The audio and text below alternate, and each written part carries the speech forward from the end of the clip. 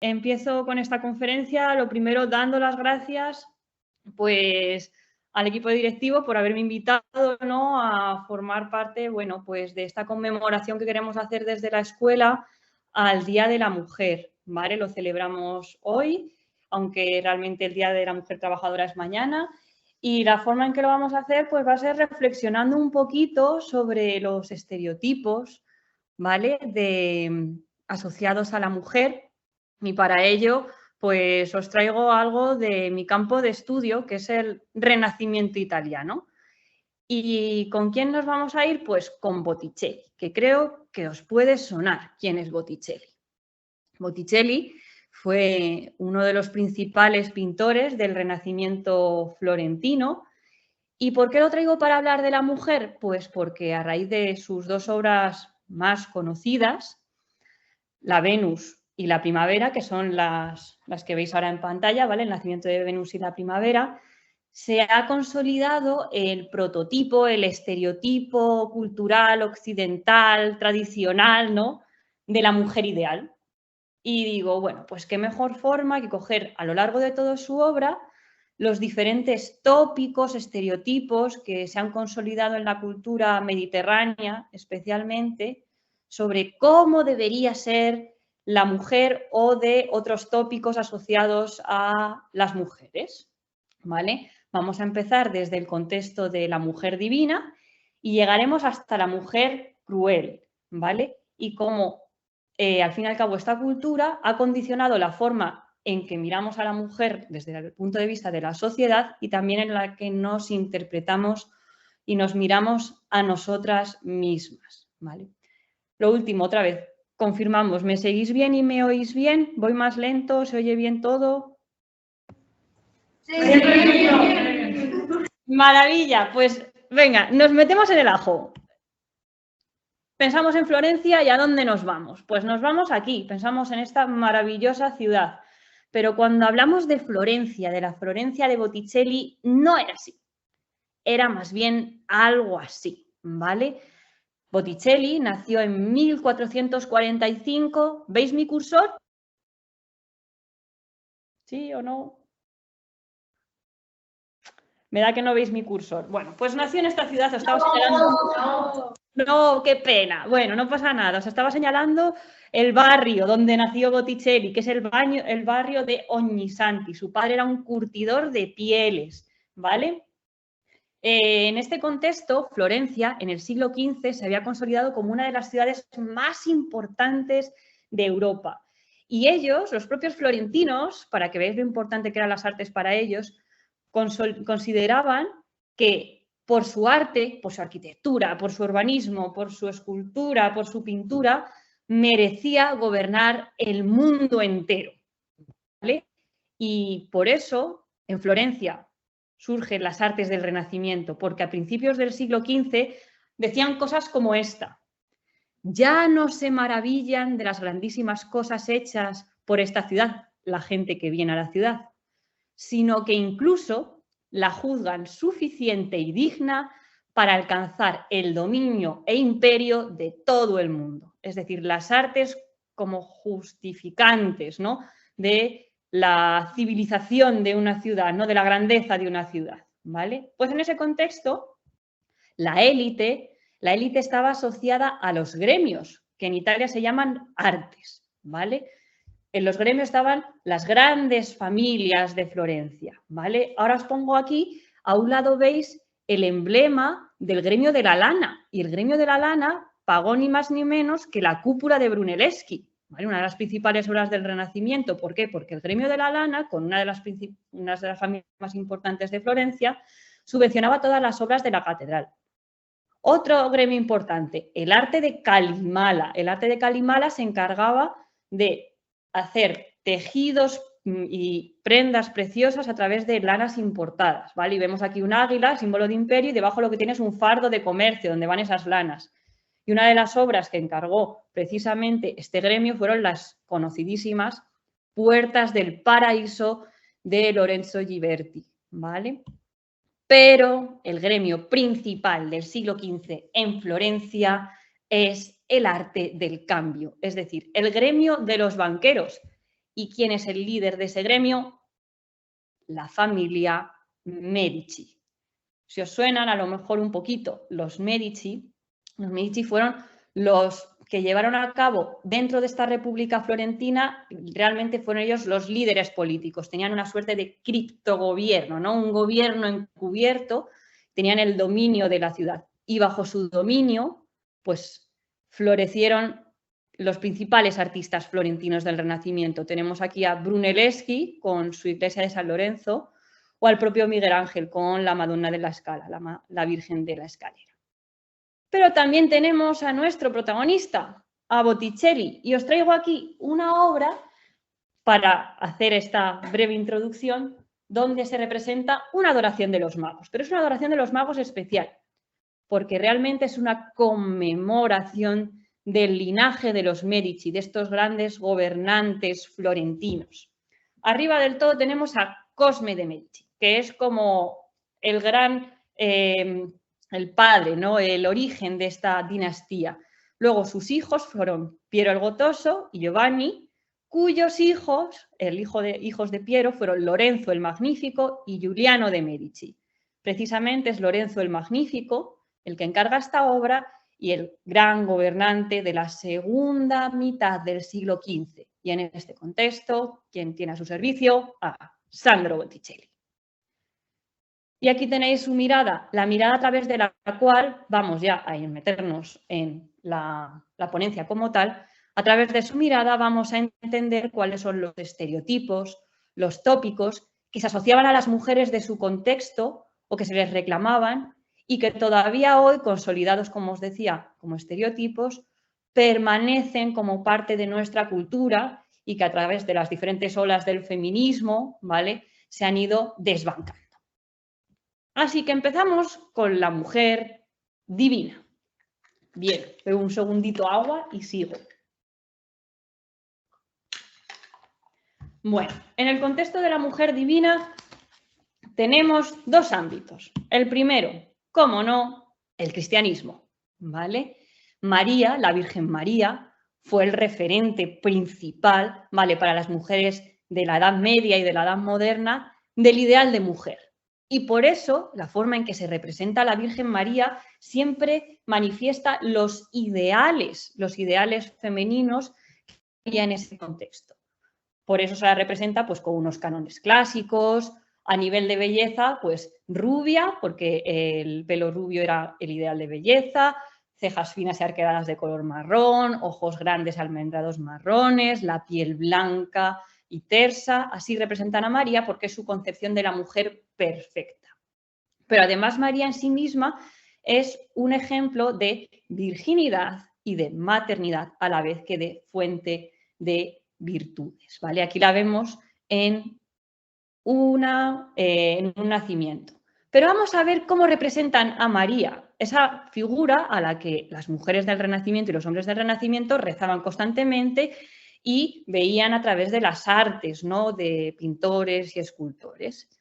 En la Madonna Bardi, nos muestra Botticelli la concepción de una mujer divina, en el sentido que, bueno, si os fijáis, su gesto es impasible, no parece una madre, no parece una mamá que está dando el pecho a su hijo, no muestra amor, no muestra ningún tipo de emoción, es insensible total.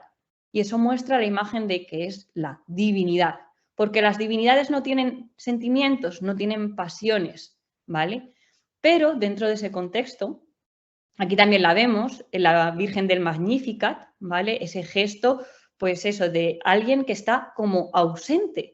Y yo a María la llamo la presencia ausente, precisamente por eso, que lo vemos más aún en esta Virgen de la Granada. Veis que la Virgen es el trono del niño y que le está sosteniendo, pero es que parece que se le va a caer, es que le falta sangre a esta mujer, está como ida, está ausente.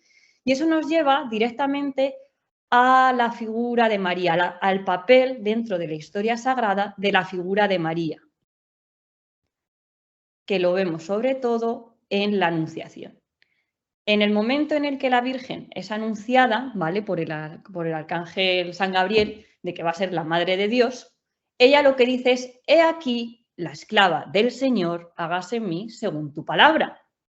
Es decir, sumisión, anulación del yo, obediencia. Todos esos son las virtudes que manifiesta la figura de María y que incluso también la vemos en la escena de al lado de la coronación. Una figura femenina que se caracteriza por el olvido de su propia voluntad. Con lo cual, aunque aparentemente solamente era un referente de la virginidad, de la maternidad, en la forma en que es representada por Botticelli y bajo los conceptos del cristianismo, está mostrando que el ideal de mujer es muchas más ideas. Contención, autocontrol, esa figura insensible, impasible que os decía, sin emociones, la anulación del yo, la obediencia, la humildad, la aceptación, en definitiva, la sumisión. Así que por ahí empezamos con el ámbito de la divinidad con María. Pero había otro contexto de la mujer divina, y es el contexto de la mitología. Bien, abro un breve inciso. En la mitología que se utiliza en el Renacimiento, no pensemos que es algo pagano, ni que son temas profanos, sino que tenemos que pensar cómo tenían la mentalidad en el Renacimiento. En el Renacimiento consideran que el Dios cristiano es la sabiduría máxima, ¿vale? Es toda la sabiduría posible. Y eso integra no solamente la sabiduría asociada a la historia cristiana, sino también toda la sabiduría de otras culturas, la cultura grecolatina, la cultura de Mesopotamia, la cultura egipcia. Todas esas sabidurías solamente pueden tener su origen en el propio Dios cristiano y por eso toman la mitología como forma de discurso dentro del cristianismo. En este caso, nos encontramos en un contexto muy específico, el neoplatonismo florentino.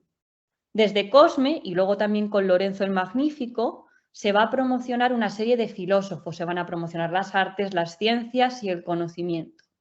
Y en el ámbito de la filosofía se abrió en la Villa Careggi, que es la que veis a la izquierda, ¿vale? En la Villa Careggi se abrió la escuela neoplatónica, cuyo principal líder fue Marsilio Ficino, que lo tenéis ahí. Luego, junto a otros compañeros, Cristoforo Landino, Poliziano, de hecho, estas dos obras, El nacimiento de Venus y La primavera, se considera precisamente que surgen de unos poemas de Poliziano, ¿vale? Pues en este contexto, los neoplatónicos consideraban que estas imágenes de la mitología representaban simbólicamente el ciclo de la vida, el ciclo de la naturaleza, una naturaleza obviamente creada por el Dios cristiano, pero para explicar el funcionamiento de ese ciclo cosmológico utilizan la mitología clásica. Así que volvemos primero con Venus, ¿vale? En el caso de Venus lo que vemos representado es a Venus recién nacida de las aguas, ¿vale? Venus nace de la espuma del mar mezclada con el semen de Urano porque le han cortado los genitales Cronos y entonces de ahí nace Venus, ¿vale? Venus está siendo empujada por el viento del oeste, por Céfiro, junto con la diosa de la brisa. Y cerca, en la orilla, viene a recogerla las horas, ¿vale? Una figura de las horas que representan la primavera, ¿vale? ¿Quién es Venus? Pues como bien sabemos es la diosa de la belleza, del amor. Pero ¿qué papel puede tener la diosa del amor en el ciclo de la naturaleza?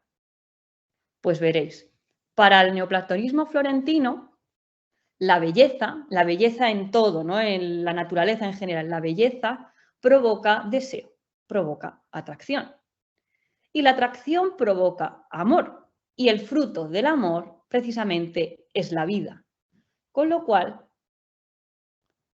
Venus encarna esa capacidad creadora de la naturaleza, la fertilidad, es decir, la capacidad de crear, y la fecundidad, cuando ya se ha hecho el fruto, ¿vale? Con lo cual, a través del cuerpo de una mujer se hace una oda a la vida, se reconoce ese misterio de la vida que precisamente ocurre en el vientre de las mujeres con la maternidad. Es el discurso neoplatónico. ¿Y qué hacemos hoy con los discursos neoplatónicos? Obviamente nos olvidamos completamente de ellos, ¿no? Y lo que hacemos es banalizar, mediatizar una obra del Renacimiento. ¿Y nos centramos en qué? en que la Venus de Botticelli se ha consolidado como el referente de los cánones clásicos tradicionalistas de la mujer ideal, que os comentaba antes. Una mujer sin apenas curvas, con el pecho pequeño, turgente, con la piel muy lisa y luego con el pelo largo, todos estos ideales de la supuesta perfección femenina propia del contexto de la Edad Media y del Renacimiento, y que ahora lo utilizamos sobre todo como medio de marketing, ¿no? Y totalmente olvidado su discurso.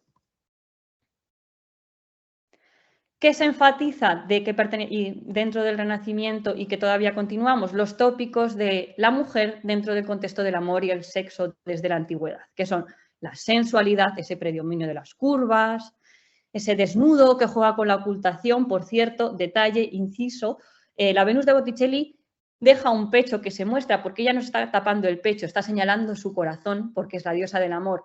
Ahora esa mano, que si os fijáis en las figuras publicitarias que os he puesto, es bastante desagradable cómo se lo han colocado, ¿no? El objetivo es tapar el pezón porque ahora el pecho es algo que provoca vergüenza, ¿vale? En el contexto de Botticelli no. Y bueno, cierro el inciso. Más cosas que se están potenciando en este contexto: la sensualidad y el pudor. La representación de Venus que se tapa el sexo proviene de las Venus púdicas, es decir, unas Venus que sienten pudor y se cubren su sexo, que son propias desde la antigüedad, son comunes desde la antigüedad. Pero también, ¿qué simboliza el pudor? Pues el pudor simboliza virginidad, inocencia y sumisión. Otra vez, esos estereotipos, esos tópicos que se han vinculado al comportamiento de las mujeres y que, como digo, hoy se utilizan en el ámbito publicitario todavía como método de marketing. Bien. Con lo cual, como última conclusión, a raíz de lo del pudor, si nos fijamos un poquito más, nos damos cuenta de que en esta historia de Venus, Venus no hace nada. Venus se deja llevar por el viento de Céfiro. Venus no decide nada. Venus es lo que significa su desnudo en la mirada del espectador. Es una figura totalmente pasiva, es un objeto del deseo. Y en el Renacimiento estos eran tópicos asociados a las mujeres, a los roles de la doncella y de la esposa. Y en la actualidad, como os decía, es una herencia cultural utilizado como los referentes de imágenes femeninas, pasivas y objeto de deseo. ¿Qué pasa en la primavera? Pues un poco parecido es lo que ocurre. En el caso de la primavera, lo que estamos viendo en el centro es a la diosa Venus en un jardín, en el jardín de Venus, ¿vale? ¿Cómo se la representa? Pues como una gran matrona, donde se enfatiza además ese vientre hinchado, como símbolo de la fertilidad, de la fecundidad. De hecho, detrás tiene el mirto conyugal, asociado al contexto del matrimonio. Los árboles que los rodean son naranjos, que son símbolo de fertilidad. Y encima de ella está su hijo Cupido, con sus ojos vendados, su flecha de oro cargada y con su fuego ya dispuesto a iniciar ese ciclo del amor en el que se basa la vida y la creación del ciclo de las estaciones y del cosmos. ¿Y qué hay en esta escena? Bueno, pues ni más ni menos que tenemos a un lado una violación. El mito de la polinización se representa en la mitología clásica con que Céfiro, otra vez, ese dios viento del oeste, viola a una ninfa, a la ninfa Cloris, y se casa con ella después de haberla violado y la convierte en la diosa de la primavera, que es la figura que tenemos al lado llena de flores que está esparciendo rosas a su alrededor. Aquí está. En su representación que nos muestra Botticelli, bueno, pues nos muestra tópicos asociados, por un lado, a las doncellas. Las doncellas son las mujeres que todavía no se han casado, ¿vale? La mujer objeto de deseo, pasiva, sumisa, dócil, inocente, ingenua, esa ninfa que es violada, ni más ni menos que por Céfiro. Y por último, Cloris, convertida en diosa Flora, encarna los ideales de las esposas: la belleza, la fertilidad, la fuente de amor, la fecundidad. Al otro lado, ¿qué teníamos? Pues tenemos a las gracias que suelen acompañar a Venus, ¿vale? Y vemos en sus formas, en sus gestos, todos esos tópicos que se han asociado al comportamiento femenino. ¿Y qué os detallo aquí? Bueno, las tres gracias son concretamente la voluptuosidad, es decir, el placer sensorial, el placer de los sentidos, la castidad, que por algo nos da la espalda, ¿vale? Porque es casta, y luego la belleza. Son las personificaciones de los fundamentos femeninos del amor. Y en su gestualidad vemos esas actitudes que de forma tradicional se asocian al ideal de las mujeres, a lo femenino, ¿vale?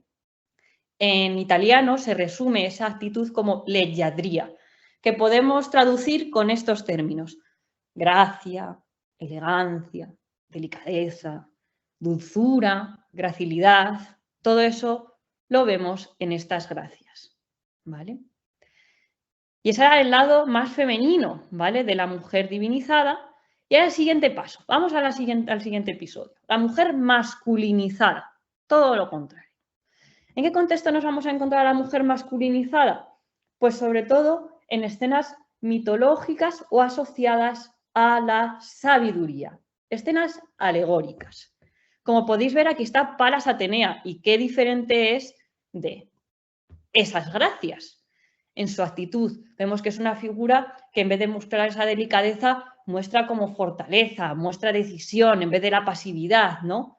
¿Por qué? Porque en este caso Palas Atenea está encarnando virtudes asociadas al sexo masculino y por eso se masculinizan estas figuras.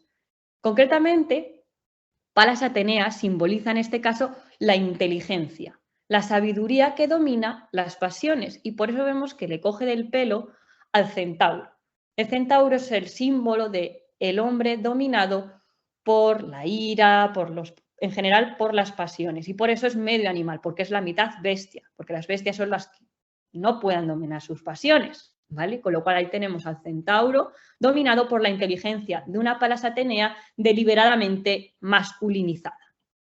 Otro ejemplo de figuras que se oponen a esa visión femenina, pasiva y sumisa son la representación de las artes liberales. Aquí vemos en la Villa Lemni, en Florencia, aunque este fresco está ahora en el Louvre, vemos a un joven que está siendo introducido al saber a través de las artes liberales, que son grandes figuras monumentales que discuten entre ellas, activas. ¿Por qué? ¿Por qué hemos cambiado? Porque estamos en un contexto asociado principalmente al sexo masculino, al conocimiento. Pero uno que me gusta particularmente, y es una obra bastante poco conocida así de Botticelli, pero que es magnífica, es sus dibujos de toda la Divina Comedia. Botticelli estuvo obsesionado con esta obra y sus dibujos son alucinantes.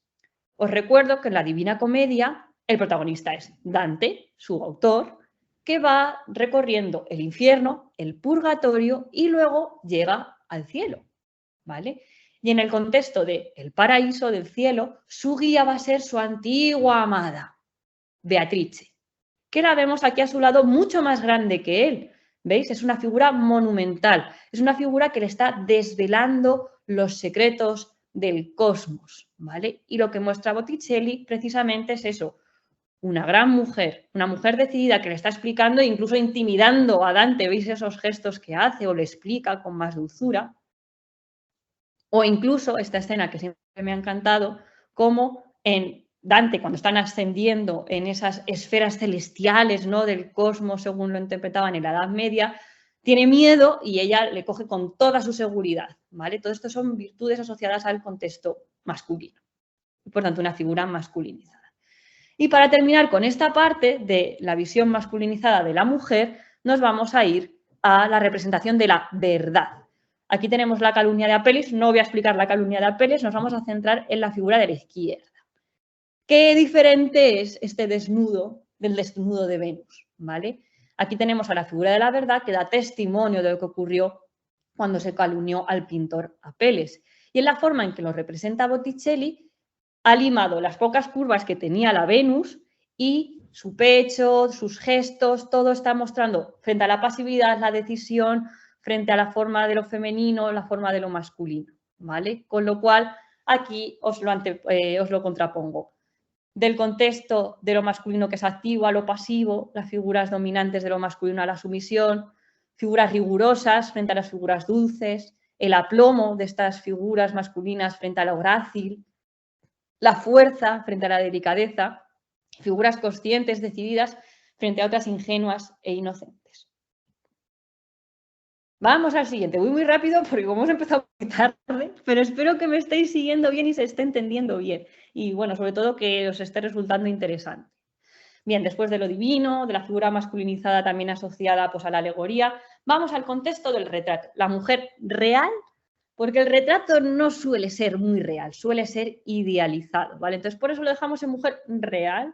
Bien, en el contexto de las mujeres reales, de los retratos, la clave, lo que más querían representar era que eran mujeres castas, ¿vale? Tenemos que ponernos en la mentalidad del Renacimiento. La principal responsabilidad de una mujer era garantizar que su descendencia era legítima y por eso se consideraba que la castidad, si era doncella, su virginidad y si estaba casada era que fuera una esposa, ¿vale? Como decía, la castidad era la principal de las virtudes que podía tener una mujer. De hecho, os traigo un breve poema del Orlando Furioso, que fue un bestseller del Renacimiento, donde se habla de ello, para que os hagáis una idea de lo importante que era. Dice Ariosto: la doncella es lo mismo que la rosa, que en su jardín reposa protegida entre espinas y está sola y segura. Pero en cuanto la rosa es arrancada del verde cepo del materno tallo, pierde todo el favor, gracia y belleza que los hombres y el cielo le conceden, es decir, cuando una mujer deja de ser virgen. La virgen, que su flor custodiar debe, más que sus ojos o su vida, y deja que otro la coja, pierde su excelencia y los demás amantes la desprecian. Una mujer que deja de ser virgen es despreciada. Que sea vil a los demás y solo la ame aquel a quien hizo tanta ofrenda, solamente podrá recibir el amor de a quien le dio su virginidad. Bueno, pues aquí vemos la importancia ni más ni menos de la castidad. Bien, en este retrato que os pongo, lo que vamos a ver primero es a la figura de la doncella, ¿vale? De la mujer que no está casada. Bien, por un lado, comentaros que esta figura se ha asociado con Simonetta Vespucci. Lo único que sabemos realmente, ahora os voy a hablar de Simonetta Vespucci, lo único que sabemos realmente es que esta figura femenina, esta mujer, era del contexto de los Medici, porque el camafeo que lleva pertenecía a la colección Medici y porque esa pluma con una joya alude a los emblemas de los Medici. Por otro lado, se la caracteriza como doncella porque, como veis, tiene la piel blanquísima, su traje es blanco, alude a su virginidad, a su pureza, igual que las perlas que veis que están cubriendo todo su pelo, ¿vale? Además, las doncellas podían llevar el pelo suelto. Cuando se casaban ya no podían llevar el pelo suelto. Bien, pero como os decía, esta figura la han relacionado con Simonetta Vespucci. Habrá muchas personas que sepan quién es Simonetta Vespucci, otras que no. Os pongo en situación. Simonetta Vespucci fue una joven del contexto de Lorenzo el Magnífico que se ha relacionado con que fue la amante de Giuliano, el hermano de Lorenzo, que el propio Botticelli tuvo un amor loco por ellos, ¿vale? Aquí tenéis a Giuliano de Lorenzo y aquí tenéis otra vez a Botticelli, que, como os decía, dijeron que se había enamorado perdidamente, un amor loco, y que por todas partes, en toda la obra de Botticelli, está Simonetta, ¿vale? Bien, realmente eso nos muestra a la mujer mitificada, porque estos fueron teorías que surgieron en el siglo XIX. La realidad de este retrato es que no sabemos quién es, y la realidad de Simonetta Vespucci es que solamente estuvo un año en Florencia, estaba casado con Marco Vespucci. Obviamente era muy bella y sobre todo cumplía las características de las mujeres de la corte. ¿Por qué? Porque era inteligente, pero era callada. Cosa importante de las mujeres de la corte, debían ser mujeres calladas, porque era humilde. Y todas esas características hacían que se la tuviera en mucha consideración, pero qué mala suerte. Al año de llegar a Florencia murió de tuberculosis, ni más ni menos, con lo cual eso enfatizó el mito. Es verdad que Lorenzo el Magnífico le dedicó poemas, que también Giuliano un día en un torneo iba con un estandarte donde Palas Atenea tenía la cara de Simonetta, pero esto eran cosas que se hacían de forma común en el contexto de la Edad Media y del Renacimiento con mujeres casadas. Hacían, pues eso, encomios y elogios de las mujeres casadas, pero no significa que fueran amantes ni nada, ¿vale? Aún así, todavía pensamos que todas estas mujeres que veis aquí son Simonetta Vespucci. Bueno, pues que sepáis que probablemente no, y que son fruto de los mitos del siglo XIX. Bien, de representación de la doncella nos vamos a la representación de una madre. En este caso es Esmeralda Brandini, que nos la muestra Botticelli. ¿Dónde? En una casa.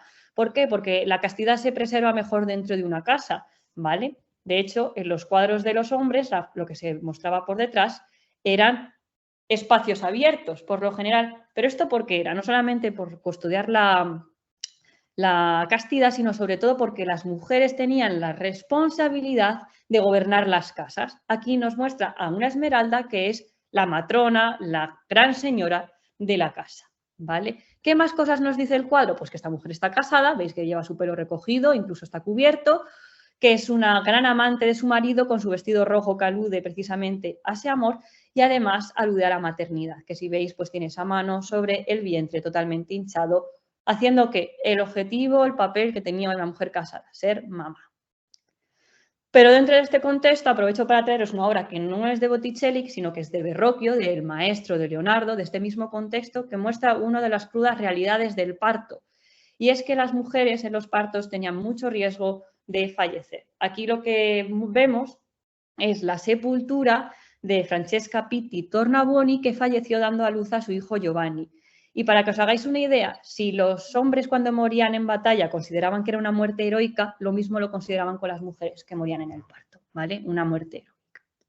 En definitiva, en los retratos que vemos, la consolidación de la castidad y la maternidad como los referentes principales, los tópicos de la mujer ideal.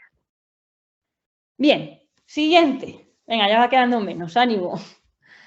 La mujer débil. ¿Ahora dónde nos vamos a ir? La representación de la mujer débil la vamos a ver sobre todo en escenas narrativas, ¿vale? ¿Por qué hablo de la mujer débil? Veréis, pues porque se considera que la debilidad de las mujeres las lleva a, en su gestión del dolor, no poder controlarse, no pueden dominar sus sentimientos ni su dolor. Por eso, en escenas de manifiesto dolor, os traigo en este caso la lamentación sobre el cuerpo de Cristo muerto, ¿vale? No pueden controlarse y expresan más vivamente su dolor. También os digo una cosa, los florentinos son bastante mesurados, son bastante sosos, nunca van a hacer una representación súper intensa. Ahora os traigo más ejemplos. Pero que sepáis que hay un gran contraste entre los hombres que deben contenerse porque son fuertes, pueden controlar sus emociones, y las mujeres que son incapaces y canalizan su dolor. De hecho, es como que necesitan el contacto físico del cuerpo de Cristo para canalizar el dolor por su muerte. Con lo cual, mujeres, debilidad, no pueden dominar sus pasiones, expresan vehementemente su dolor frente a los hombres que tienen una fortaleza, dominan las pasiones y contienen su dolor. Os pongo otro ejemplo de Botticelli, pero aprovecho para meter un inciso de otro artista, en este caso de Bolonia, ¿vale? Aquí al ladito, pero en Bolonia sí que hacían un alarde de expresionismo, ¿vale? Ni más ni menos que el lamento sobre Cristo muerto de Niccolò dell'Abate. Estamos en la iglesia de Santa María della Vita, al lado de la plaza de San Petronio en Bolonia, y vais a ver la alucinante expresión de las tres Marías ante el dolor, y de María Virgen, ante el dolor provocado por la muerte de Cristo. Como veis, nada de contención, un expresionismo máximo, una obra culmen que se hace a la vez que las obras de Botticelli, ¿vale? Al otro lado, muy cerquita, en Bolonia. Aquí simplemente, pues, para que disfrutemos de estas imágenes y de esa expresión intensa del dolor. La Magdalena, alucinante.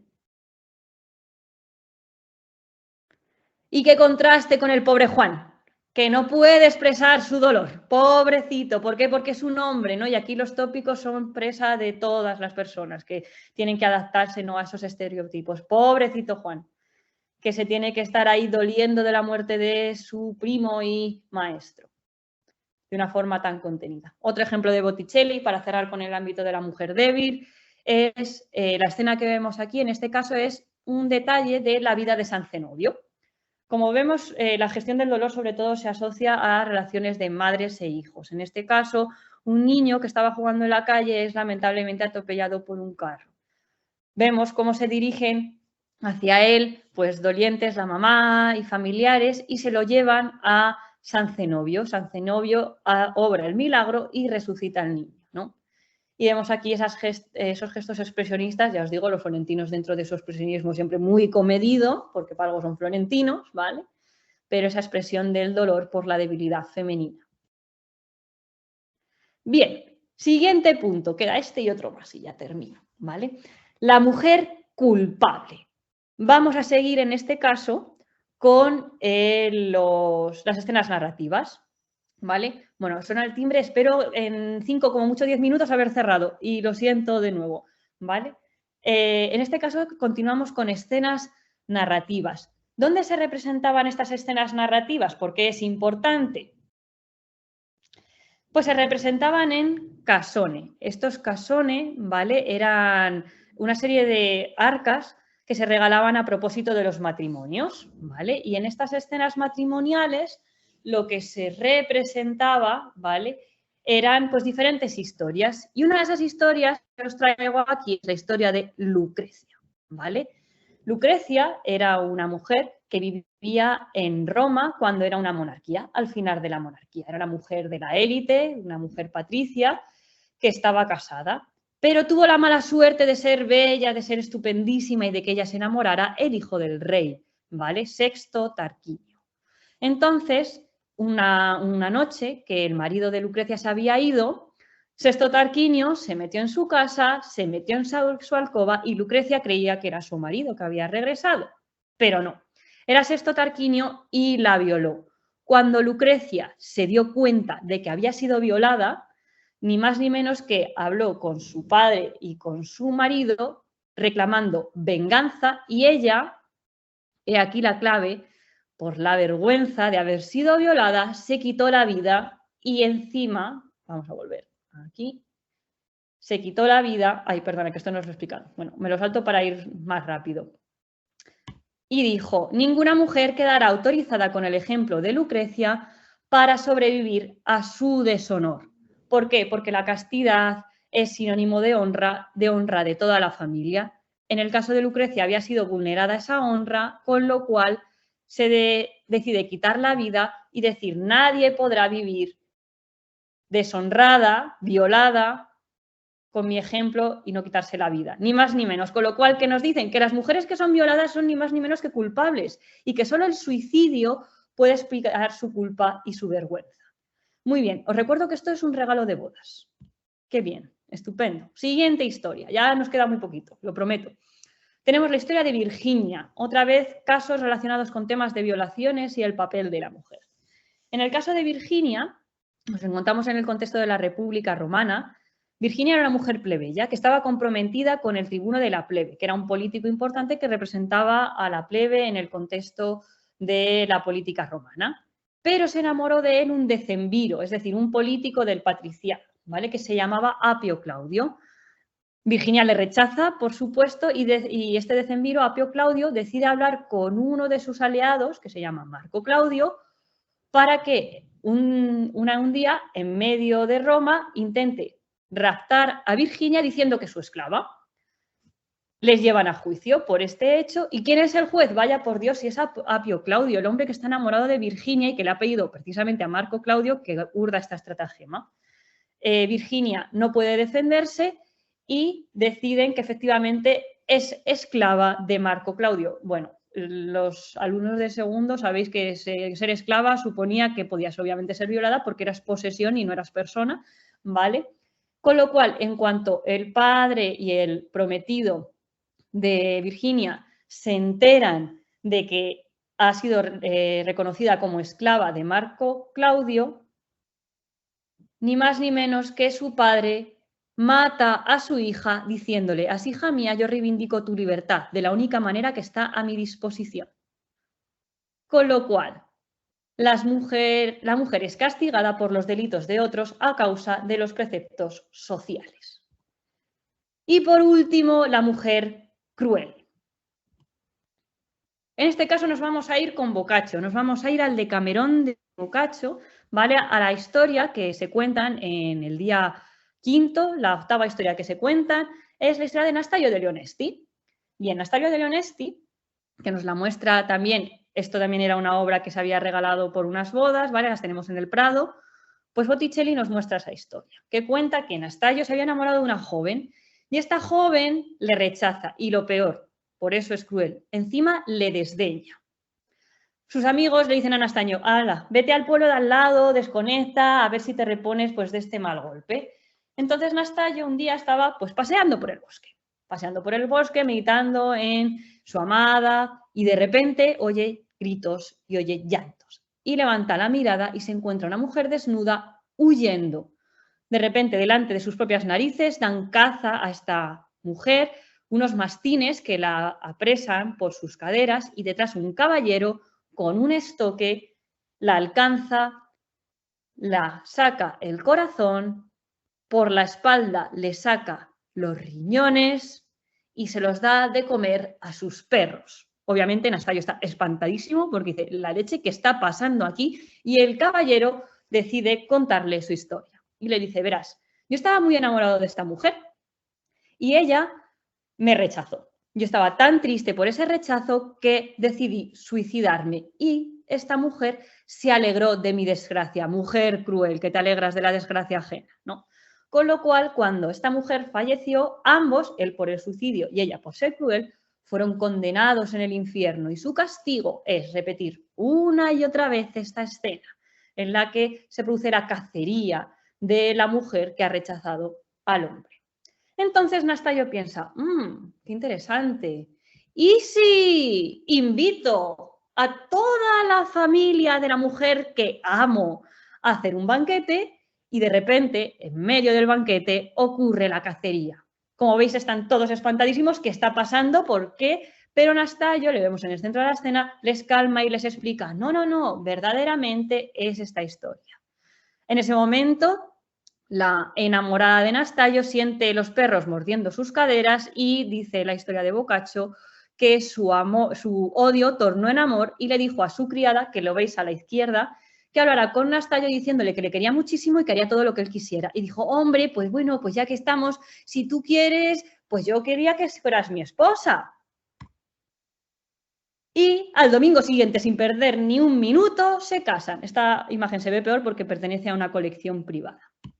Con lo cual, ¿qué diferencia, ¿no? De la mujer divina a la mujer cruel? Esos tópicos, esos estereotipos que hemos ido viendo a lo largo de la obra de Botticelli y que, bueno, no lo hago desde la perspectiva de juzgar el pasado, sino de comprender nuestro presente, ¿no? Para entender nuestros condicionantes culturales, para mirar de cara al futuro, para romperlos y defender la libertad individual. Muchas gracias.